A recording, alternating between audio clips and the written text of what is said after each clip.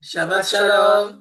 Donc, la paracha d'aujourd'hui, c'est la paracha numéro 31 qui s'appelle Émor et qui veut dire parle. Cette paracha, elle est divisée en 4 chapitres. Et chaque chapitre, vous m'entendez, hein? Oui, Ok. Et chaque chapitre a une portée totalement différente.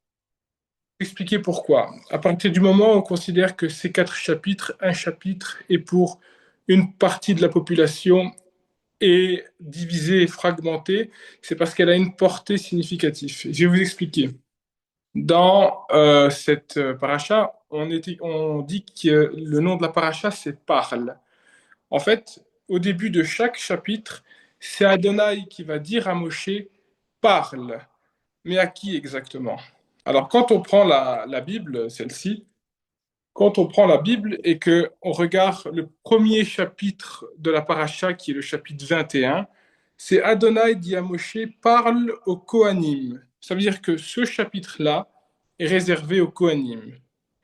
Dans le chapitre 22, qui est le deuxième chapitre de la paracha Émor, il est écrit, Adonai dit à Moshe, tu diras à Aaron et à ses fils. Donc parle à Aaron et à ses fils.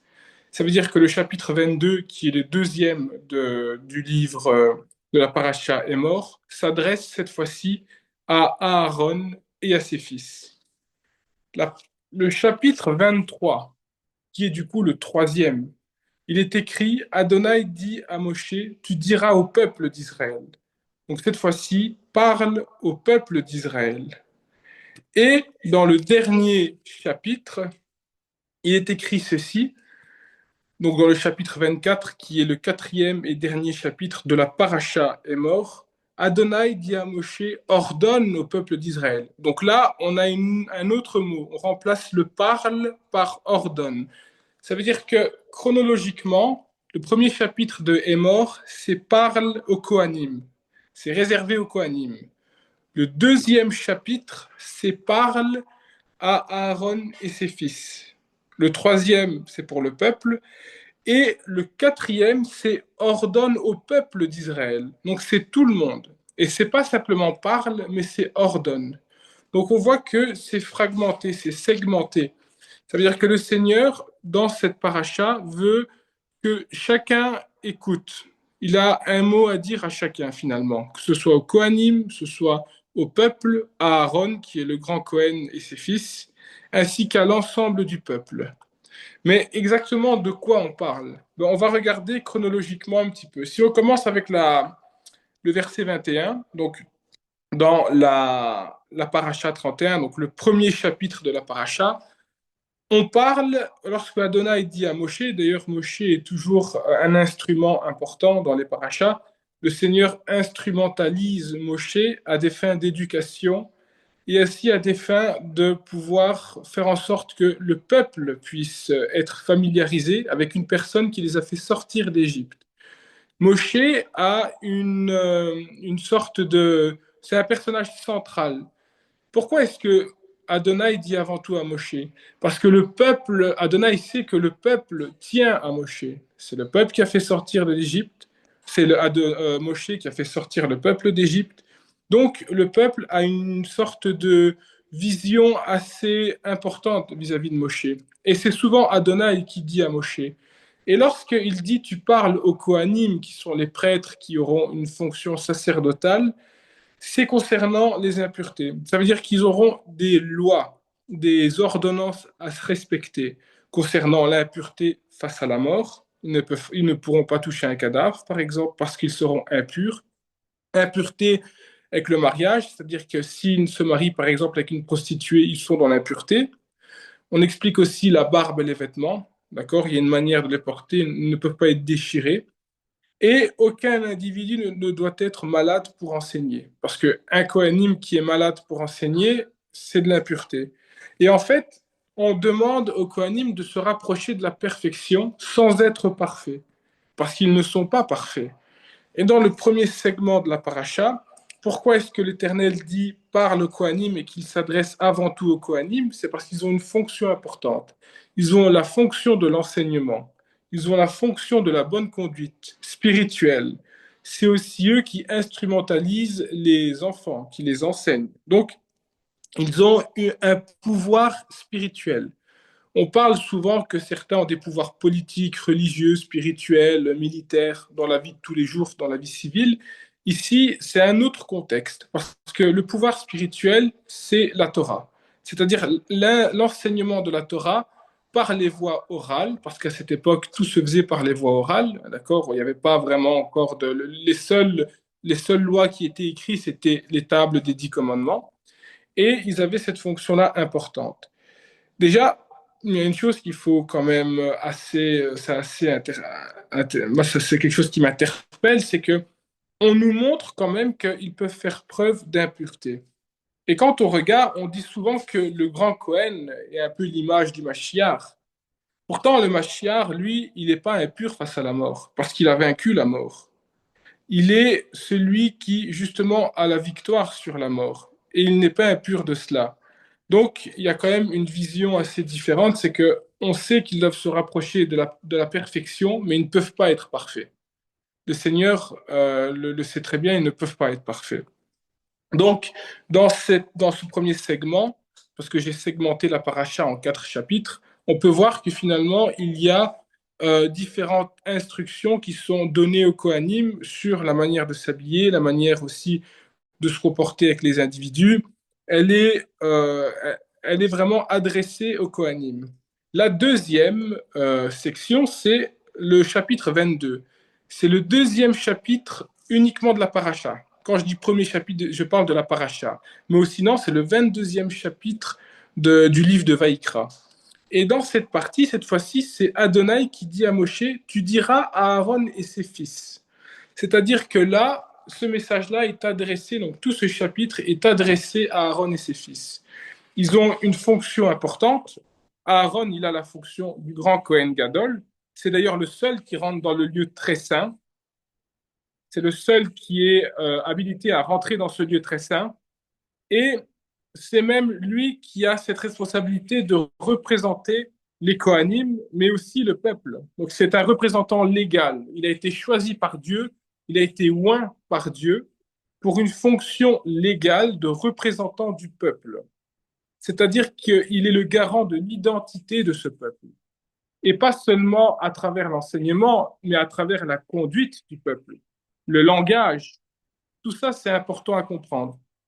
Et donc ici, ben, on explique que ce sont des instructions, par exemple les descendants d'Aaron, on dit que si les descendants d'Aaron ont la Tsaharat, ça veut dire qu'ils doivent être éloignés de l'enseignement. Ça veut dire que même au plus haut rang des Cohen, il peut y avoir dans la descendance des éléments, entre guillemets, perturbateurs qu'il faut éloigner. Mais ce chapitre-là est adressé à Aaron et ses fils, à leur fonction et à leur habilité à servir au temple en tant que grand Cohen. Et ça, c'est quelque chose qui est quand même assez extraordinaire parce que on se pose souvent la question de savoir à quel moment on considère que le grand Cohen a des fonctions qui sont limitées. Ces fonctions peuvent être limitées, mais encore une fois, les fonctions, les attributs que Hachem leur a donnés de grand Cohen, c'est avant tout la guidance du peuple. Et s'il n'y a pas cela, le peuple perd son identité. Le peuple a failli perdre son identité avec le veau d'or, par exemple. Le veau d'or est un facteur qui influence l'identité du peuple parce que les gens se détournent de la face de Dieu pour suivre un objet qui est de l'idolâtrie. Donc, il est, entre guillemets, le conducteur du peuple. C'est un petit peu comme si on prenait le peuple et qu'on le mettait dans un bus. Lui, c'est le chauffeur. C'est-à-dire que lui, il conduit le peuple et il doit les conduire dans l'intérêt du peuple et dans l'intérêt de la communion avec Adonai. Le troisième chapitre, cette fois-ci, est important parce que vous allez voir, il y a une signification. Les étrangers sont concernés, donc les gentils des nations sont concernés par ce chapitre. C'est le chapitre 23, c'est le troisième chapitre, le chapitre de Hémor. Et là, ça prend une tournure assez particulière parce que là, c'est par exemple, Adonai dit à Moshe, tu diras au peuple d'Israël les temps prescrits d'Adonai pour lesquels vous proclamerez de saintes convocations sont mes temps prescrits. Là, on parle des convocations de l'Éternel. Et c'est pour ça que on parle et que Adonai a dit à Moshe, tu diras au peuple d'Israël, parce que les convocations sont réservées au peuple d'Israël.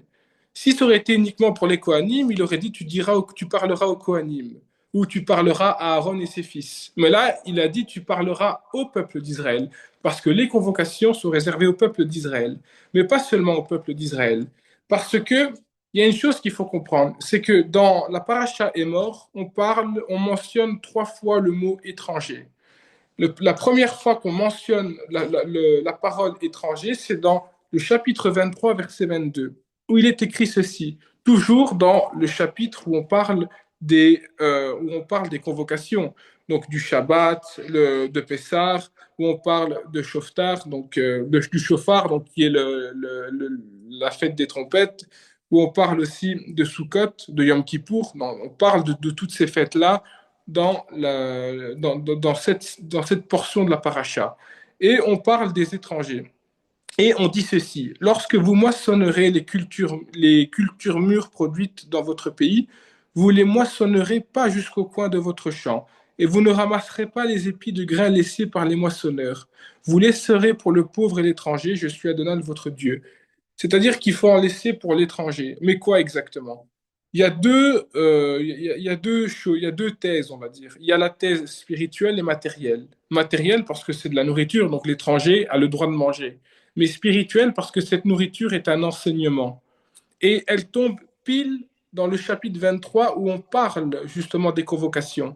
Ça veut dire que l'étranger est invité à aller se servir, c'est-à-dire que l'étranger est invité à aller manger ce que le peuple mange, des fêtes, du Shabbat, de tout ce qui est les choses les plus importantes, qui permettent de préserver l'identité. Et donc l'étranger ne doit pas simplement regarder le champ, il est invité à aller se servir. Il est invité, les gentils des nations, à aller avec le peuple d'Israël manger de cette parole. Et c'est ça en fait, c'est pour ça que ça a une place centrale C'est pour ça que ça a une place centrale dans cette paracha et que on l'a mis précisément dans le chapitre 23 où on parle des fêtes et du Shabbat. C'est parce que l'étranger est invité à participer, à venir manger de cet enseignement et pas de le laisser, de passer à côté sans rien y faire. Et le pauvre aussi, parce que dans les temps, c'est souvent les pauvres qui n'ont pas accès à l'enseignement, parce qu'ils sont trop pauvres pour être enseignés. Ah ben pourtant, on leur dit de les inviter à venir avec l'étranger pour justement récupérer de cette parole et de s'en nourrir. Et notamment des fêtes et des convocations qui sont un des piliers fondamentaux de l'unité du peuple, parce que c'est derrière les fêtes, c'est à chaque fois que le peuple participe aux fêtes, il se fortifie devant Adonai.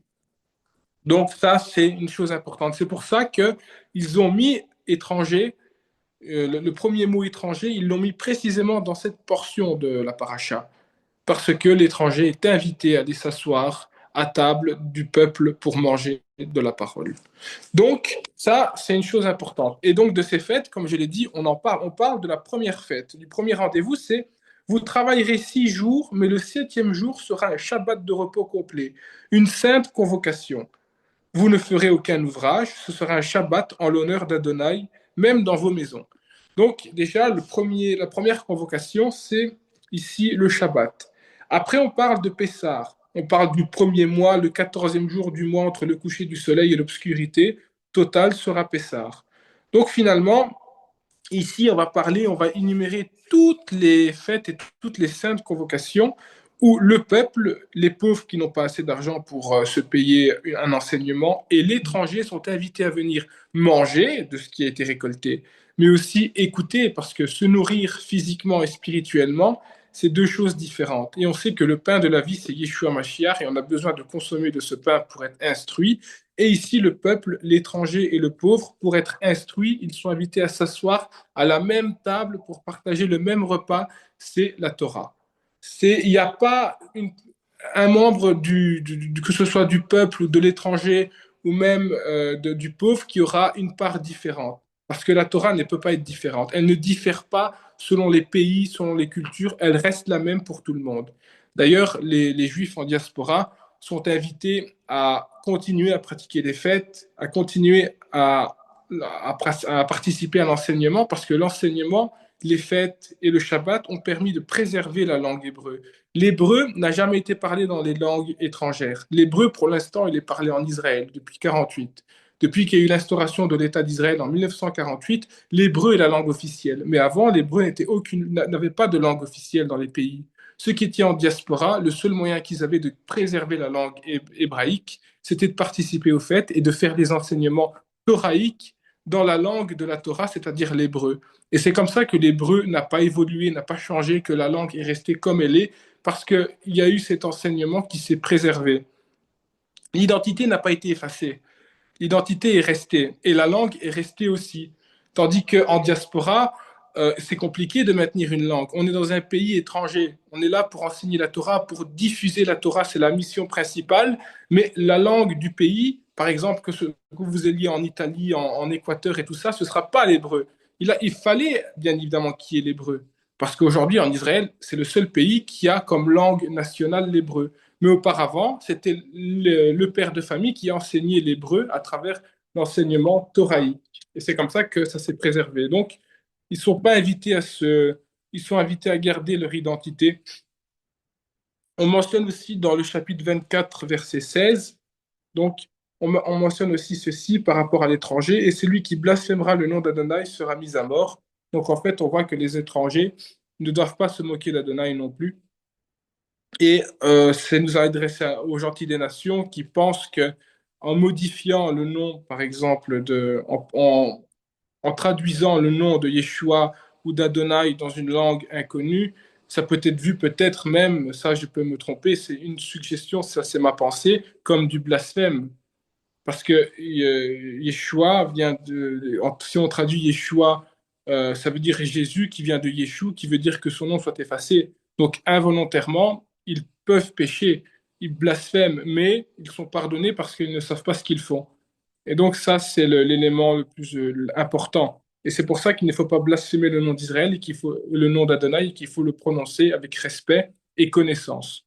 Le dernier chapitre qui est le chapitre 24, qui est le quatrième chapitre. Cette fois-ci, on ne dit pas parle, mais ordonne au peuple d'Israël de t'apporter la lampe à huile une lampe à huile pure provenant d'olives écrasées pour garder les lampes constamment allumées. Ça veut dire que, ça veut dire que ici, c'est un ordre qui est donné. C'est pas parle, mais c'est vraiment un ordre et qui est fait au peuple d'Israël, donc qui est adressé à tout le peuple. Le peuple d'Israël a comme ordre de maintenir, par exemple, la menorah allumée de manière perpétuelle. Ils ont l'ordre aussi de, attendez, hein. Ils ont l'ordre aussi de préparer des pains, 12 pains de préposition qui représentent les 12 tribus d'Israël, et de l'encens, parce que la fumée représente les prières qui montent au ciel. Donc finalement, on voit que cette lumière perpétuelle, pardon, désolé, on voit que cette lumière perpétuelle est importante parce que la menorah éclaire le sanctuaire de l'intérieur vers l'extérieur. Cette menorah-là, elle est éclairée avec de l'huile d'olive pure extra, qui est pressée, broyée pour en récupérer son huile. Et de cette huile, moi, j'ai tendance à parler aussi, à faire référence avec les cinq, c'est les cinq vierges, là, les cinq sages, ceux qui avaient de l'huile et ceux qui n'en avaient pas assez. Et quand ils ont réclamé de l'huile, mais ils ont dit, mais nous, on n'en a que pour nous de cette huile. On ne peut pas en donner de cette huile. Parce que je ne peux pas vous donner de l'huile qui me suffit uniquement à moi. Et cette huile, elle représente le combustible de la foi. En fait, elle a plusieurs représentations. Dans le domaine messianique, d'après mes recherches, elle peut représenter un combustible qui représente la foi. Tant que cette huile, tant que cette flamme est allumée, avec de l'huile qui représente la foi, des actions, les bonnes pensées, la flamme restera allumée. Et le Mashiach, qui représente la lumière dans le monde et la lumière dans les maisons des croyants, à ce moment-là, brillera. Mais sans cette huile qui représente la foi, les bonnes actions, s'il n'y a pas de ce combustible, la flamme ne peut pas rester allumée perpétuellement. Ça veut dire que pour avoir la lumière perpétuelle, il faut de l'huile, donc la foi, les actes et il faut faire en sorte que cette flamme ne s'éteigne jamais, que notre foi ne s'affaiblit pas, que les actes que nous faisons soient toujours des actes bons envers les autres et pas des mauvais actes, qu'ils soient toujours le reflet de ce que Hachem demande dans la Torah et pas le reflet d'une personnalité comme la nôtre ou le reflet du monde, par exemple. Parce que le reflet du monde apporte l'obscurité, tandis que la lumière du monde, Yeshua, apporte la lumière. Et de cette huile, on doit toujours en avoir dans une petite fiole, et elle ne peut pas être donnée non plus. Elle doit être gardée parce que lorsque les personnes, les Cohen venaient pour allumer de cette huile, ils venaient avec une huile qui était pure. Elle était sans défaut, l'huile. Parce qu'il ne faut pas venir. Souvenez-vous de Adav et Avinu quand ils ont pris un feu étranger. Ils ont pris quelque chose qui n'avait strictement rien à voir avec la volonté d'Hachem. Ils pouvaient faire de gros dégâts en faisant ça. C'est-à-dire qu'il y avait le feu que Hachem a mis en place, qui est un feu qui représente l'enseignement. Et eux, ils viennent avec une fausse doctrine et ils viennent dans ce feu-là déposer un feu étranger. C'est donc du coup, forcément, ça n'a plus aucun sens. Et ça aussi, il faut garder en tête que si la menorah s'éteint, alors dans ces cas-là, la lumière s'éteint et s'il n'y a pas de lumière, il y a l'obscurité. La chose aussi importante à faire, c'est que la menorah, comme je l'ai dit, j'ai parlé Yeshua et j'ai fait le lien avec la menorah parce que Yeshua, c'est la lumière du monde. Yeshua, nous, on est le sanctuaire. Ici, la menorah, elle éclaire le sanctuaire physique, nous, on est le sanctuaire spirituel. Et c'est Yeshua qui nous éclaire de l'intérieur. Et cette lumière doit aller de l'intérieur vers l'extérieur parce que lorsque nous parlons, nous sommes amenés à projeter cette lumière dans le monde. Et donc, c'est pour ça que cette lumière qui doit être projetée dans le monde doit être le reflet de Yeshua et pas d'un égoïsme ou d'un égocentrisme ou du monde finalement. Donc ça, c'est les 24 chapitres. Je vais terminer en faisant une conclusion assez rapide parce que je ne sais pas quelle heure il est. Après, je vais laisser aussi la parole au pasteur Roué Lorenzo, mon oncle, qui va aussi vous parler. Mais si j'ai parlé de cette paracha-là et que j'ai divisé en segments, c'est parce que chaque segment, je le rappelle, est adressé ou au Cohen, ou au grand Cohen Gadol, donc Aaron et ses fils, ou alors au peuple tout entier. Par moment, c'est parle, et le dernier chapitre, on a vu, c'est ordonne. Donc, il y a des significations en chaque début de chapitre qui nous montrent justement la portée du message et à qui il s'adresse. Il faut rappeler aussi, comme je l'ai dit, que les étrangers sont amenés à venir manger à la table des fils d'Israël. Les étrangers ne sont pas amenés à devoir laisser l'enseignement aux quatre coins, donc ce qui sert de nourriture aux quatre coins des champs. Ils sont amenés à venir les prendre et à venir en consommer. Parce que, comme on l'a dit, cette nourriture peut être physique, ça peut être matériel à manger, mais c'est avant tout spirituel, c'est l'enseignement des fils d'Israël qui va rebondir sur la face des gentils des nations. Donc voilà, ça c'est l'enseignement que je voulais vous parler aujourd'hui.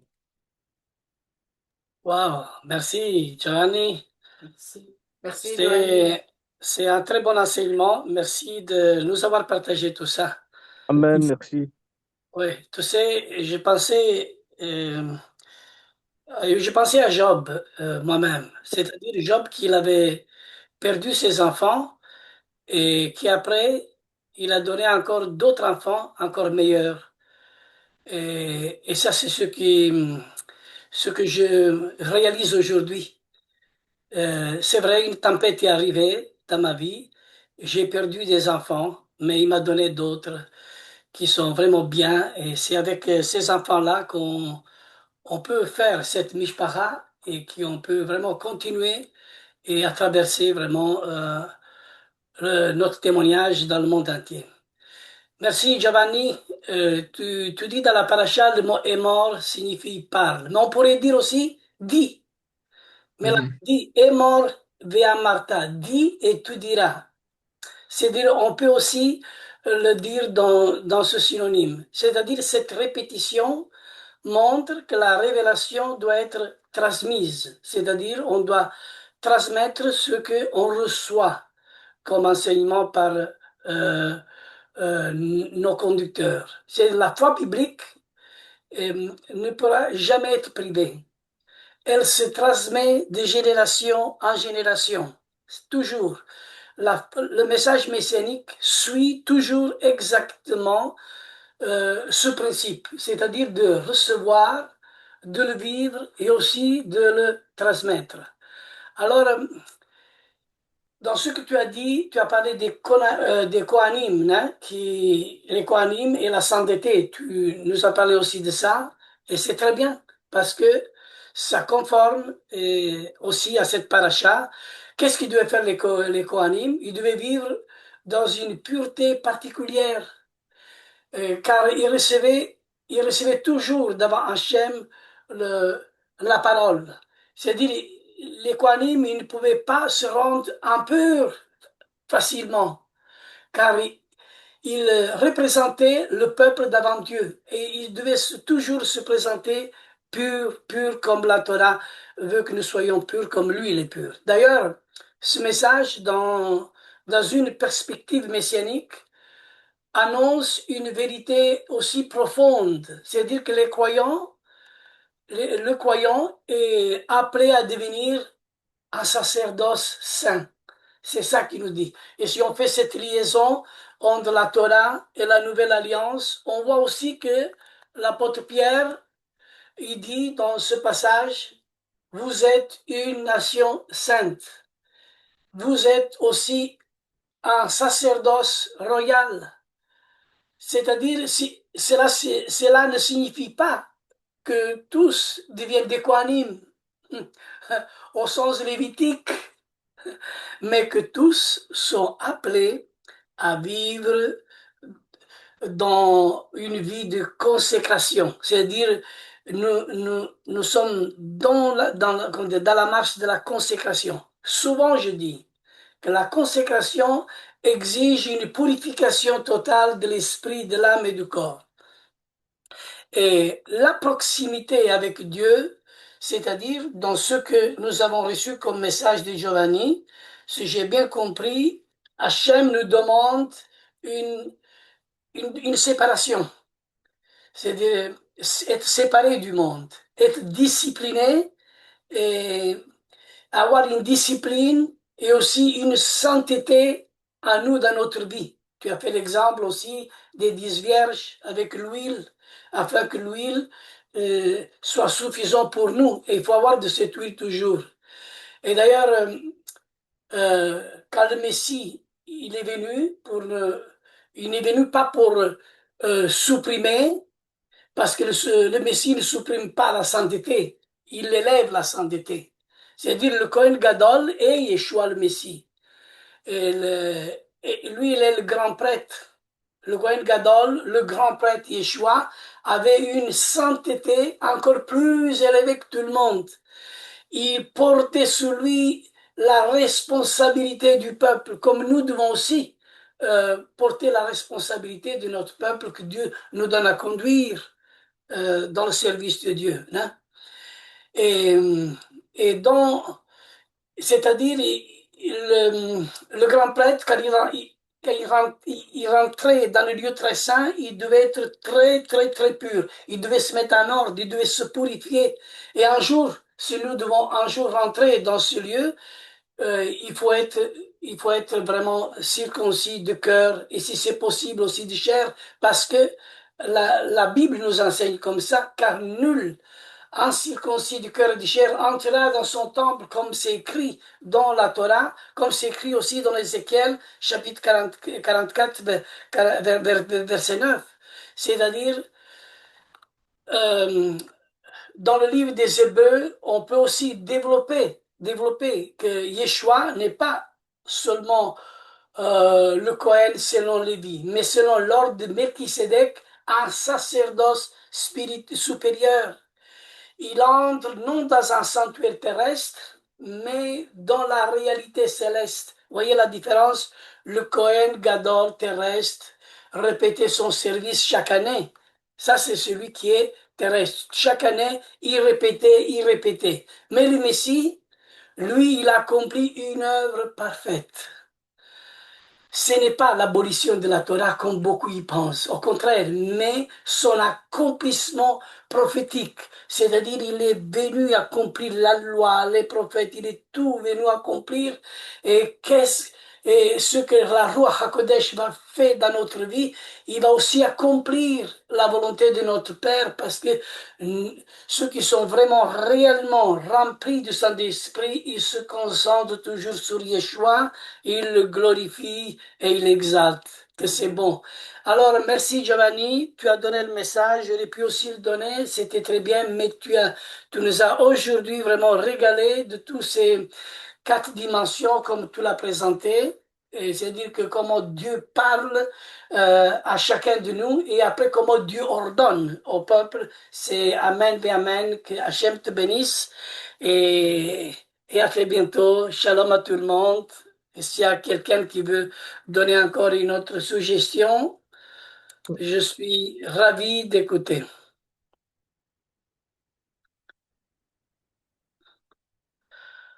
OK.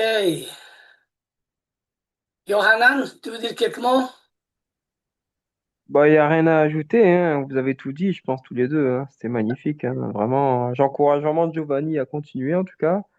J'ai Ouais. bien aimé qu'il a différencié les quatre chapitres, Oui, Dieu oui, parle à temps, etc. Et le quatrième chapitre à tout le monde, j'ai beaucoup aimé. oui. Ça prouve bien que Adonai, eh ben, il parle à tout son peuple aussi. Non, c'est vraiment, il a remis les pendules à l'heure, comme on dit. Et c'est Ben, vraiment bien ça, hein. Merci beaucoup, hein, vraiment. Et, j'ai beaucoup aimé aussi quand il dit ordonne. C'est-à-dire, c'est une ordonnance, c'est un devoir. Dieu ordonne. Ça va sens unique. C'est-à-dire, tu n'as pas le choix. C'est-à-dire, Dieu a ordonné, tu dois le faire. Et les commandements de Dieu, et d'ailleurs, il dit, si tu écoutes, c'est-à-dire, c'est un ordre. Si tu écoutes, c'est une condition. Mais en même temps, de la condition, c'est une invitation de tous ces ordres qu'Hachem il nous donne. Si nous faisons ce qui est juste à ses yeux, c'est vraiment ça que Dieu veut de chacun de nous. Merci, Ben. Robin Shaw, tu veux dire quelques mots? Non, pasteur, ça va. Très bien, merci Giovanni, c'est clair. Merci. Moi, Aussi, je dis. je voulais juste dire un petit truc. Ça Oui, m'a ramené quand Giovanni a fait les liens, en fait, même l'étranger, ça m'a ramené à Ésaïe, où il dit, vous tous qui avez soif, venez aux eaux, même celui qui n'a pas d'argent, venez acheter et manger. Et même les pauvres, j'ai beaucoup aimé quand il a fait les liens aussi, même les pauvres qui n'ont pas d'argent, de venir et manger, les prendre gratuitement, en fait. Cette parole qui est transmise, bien que ce sûr. soit juif, non juif, Mais en fait, à tous les enfin, moi, je chrétiens. voyais ça comme quand on dit de la nourriture et que le peuple mange de cette nourriture avec l'étranger aussi, c'est que la nourriture, c'est l'enseignement, c'est la Torah, tu vois. Et que l'étranger est invité à venir se servir de la Torah Tout pour à fait, mener, guider sa vie, parce que les gentils des nations pensent que la Torah, c'est pour les juifs, mais en fait, non, c'est pour tout le monde. tout à fait, tout à fait, Amen. Après, tu nous as parlé aussi des fêtes prophétiques, Giovanni. Ouais, C'est-à-dire les fêtes bibliques qui ne sont pas seulement des souvenirs historiques, mais qui sont prophétiques. Et chaque fête révèle une étape du plan divin. Quand d'ailleurs, dans cette paracha, il parle de Pessah aussi, la sortie d'Égypte, qui annonce, c'est la deuxième chance, on va dire, hein, qui annonce la délivrance ultime. Euh, Après, il nous parle aussi de Shavuot. Il parle aussi des fêtes. Le don de la Torah au Sinaï, c'est là qu'on trouve un écho dans le don de la Ruach HaKodesh, Rosh Hashanah, Yom Kippour, Sukkot. Et ça, je reviens à toi aussi, Jocelyne, c'est lui qui a soif pour l'étranger, oui, qui vient à moi et boit. C'est-à-dire que tous peuvent venir vraiment et boire de cette eau vive, hein. Après, il y a le comptage d'Homer, comme bien sûr, sur cette paracha, on pourrait aussi beaucoup dire. Il a parlé aussi de la menorah, aussi Giovanni, et les pains des propositions et le pain de vie, tu nous as parlé aussi de ça. Et aussi, tu nous as parlé de ne pas blasphémer, blasphémer le nom de l'Éternel. C'est-à-dire, on peut vraiment l'insulter, comme tu as fait vraiment l'exemple de Jésus, Yeshua, que les gens ne savent pas. C'est pour ça que il faut venir à la racine pour comprendre ces choses. Vraiment, tu nous as beaucoup dit. D'ailleurs, est mort et l'appel du Messie. C'est d'ailleurs dans tout ce que nous a dit cette paracha, nous enseigne la sainteté du corps, la sainteté du temps, du service, aussi et de la parole, aussi de l'adoration. C'est-à-dire, c'est long ce message que j'avais vraiment à cœur de l'entendre aujourd'hui avec vous tous. Et c'est bon, merci. D'ailleurs, nous serons aussi appelés sacrificateurs. D'ailleurs, toute la grande foule qui se trouve devant le trône de Dieu, c'est qui la grande foule? C'est qui se trouve devant le trône de Dieu. C'est-à-dire, il ne parle pas des 144 000, mais il parle d'une foule. Moi, je vois Ephraïm, je vois là de toute langue, de toute nation, de tout peuple. C'est-à-dire que Yeshua, il a racheté par son sang et il les amène vraiment devant sa présence. C'est-à-dire, on a un travail à faire et c'est notre travail de témoigner et de donner vraiment ce que nous avons reçu de la part d'Hachem. Amen. Il a dit, Amen.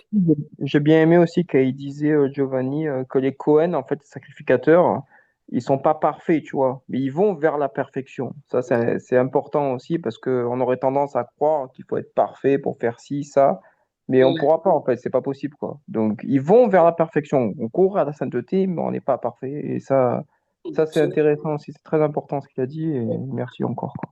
J'ai aussi mentionné la consécration, c'est-à-dire, comme Giovanni l'a dit, Oui, oui. de- de- cette consécration que j'ai dit souvent qui exige purification, c'est-à-dire c'était une marche, c'est-à-dire de la régénération qui est dans le paradis, on va dire. La régénération, il nous conduit vers la sanctification et la sanctification vers la consécration. C'est toute une étape. Mais on commence toujours par la régénération parce que c'est toute une étape à suivre parce qu'on est lavé par le sang de l'agneau. Parce que dans le paradis, qu'est-ce qu'on trouve? On trouve la couve des reins, on trouve l'autel des sacrifices.